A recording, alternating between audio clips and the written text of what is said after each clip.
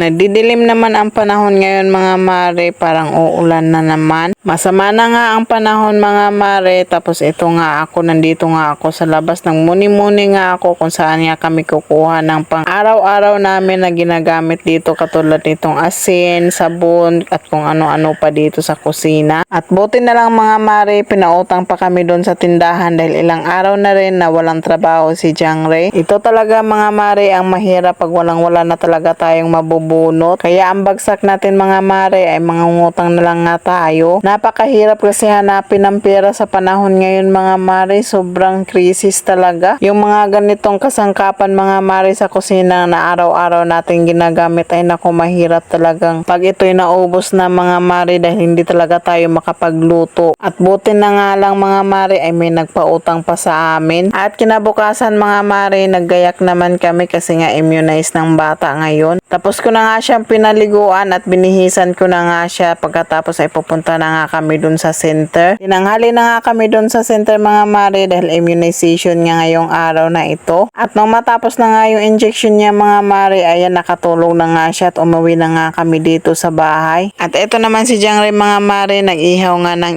ibon. At dahil nga may dalawang ibon na nahuli dun sa palayan mga mare, ito nga yung ulam namin ngayong tanghalian. Masarap din naman ito mga mare, lasang manok rin naman ito. At nung maluto na nga itong ibon mga mare, nagtanghalian na nga kami. Medyo matigas nga yung kanin namin mga mare dahil nung umaga, dinamihan ko na ang sinaing dahil tatanghaliin nga kami doon sa center sa immunization ng bata. At para nga hindi na ako magsaing mga mare dahil si Jangre may trabaho din. Kaya nung nakauwi na kami mga mare, yung ibon na lang ang niluto namin. Binigyan ko na nga itong mga bata ng pagkain nila at bago nga ako kumain. Kailangan nauuna talaga yung mga bata mga mare bago yung sarili mo. Kapag nanay ka na talaga mga mare, kailangan nauuna talaga yung mga anak mo. Kahit nga sa pagligo, yung mga bata ang nauuna mga mare. Bago mo nga asikasuhin yung sarili mong mga mare, kailangan yung mga anak mo ay tapos na. Magkaiba talaga yung nanay at yung tatay mga mare kapag nag-aalaga nga sa mga bata. Naman lahat mga mare, pero bihira lang talaga yung mga tatay na nag-aalaga sa mga bata. Mas nauna pa nga yung tatay kumain mga mare kaysa mga bata. Katulad ng mga nanay mga mare na mauna talaga yung mga bata bago yung mga sarili natin. Dahil hapon na mga mare at tulog pa nga yung mga bata, sinunog ko muna tong mga to, yung mga dahon dito. Para pagkagising ng mga bata mga mare ay tapos na ako sa mga gawain ko. Maganda magsunog sa mga ganitong oras mga mare dahil nga lumalabas na nga yung mga lamok. Alam naman natin mga mare na kapag sasapit na ang gabi ay masipaglabasan na nga ang mga lamok. At habang nagsusunog ako doon mga mare, binalikan ko rin itong niluto ko dito. Maaga pa nga mga mare, inaasikaso ko na itong pagkain namin para sa hapunan. Tapos na nga ako nagsaing mga mare at ito namang ulam ang niluto ko. Nagtinula lang naman ako ng isda mga mare dahil may binili nga si Jangre. Nilagyan ko lang ng talbos ng kamote mga mare para may dahon-dahon naman. At nung naluto na nga yung sinabawan mga mare, ito naman nagpainit ako ng mantika. Hinati ko lang naman yung isda mga mare para may pang-ulam din kami sa umaga. Prinito ko nga itong kalahati mga mare para may panghalo naman tayo sa munggo bukas. Kailangan talaga natin magtipid ngayon mga mare dahil sobrang mahal na nga ng mga bilihin ngayon. Panghalo lang naman natin to sa mga gulay mga mare para dumami naman yung ulam natin. At ito na nga mga mare, naluto na nga yung prito nating isda at natapos na rin ako sa pagluluto at hanggang dito na lang. Maraming salamat.